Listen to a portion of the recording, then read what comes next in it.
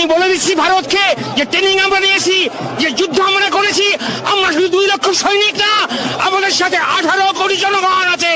আমাদের ট্রেনিং, আমাদের দক্ষতা ভারতের চেয়ে অনেক বেশি। আমরা যদি একবার সাহস করে আমার দেশকে যুদ্ধ করবে, আমরা বলে দিচ্ছি 4 দিনের মধ্যে আমরা কলকাতা দখল করে নেব। দাদু, কলকাতা দখলের দিন পারলে ভালো কিছু দেখে ইলিশ মাছ সঙ্গে করে আনবেন, বহুদিন খাইনি। এই যে রওনা দিয়ে দিয়েছেন তারা, এরা আসছে, ইয়ে পার করে আসছে বাংলাদেশ থেকে। দাদু এরা সেনাবাহিনীর সদস্যরা আসছেন কলকাতার দিকে।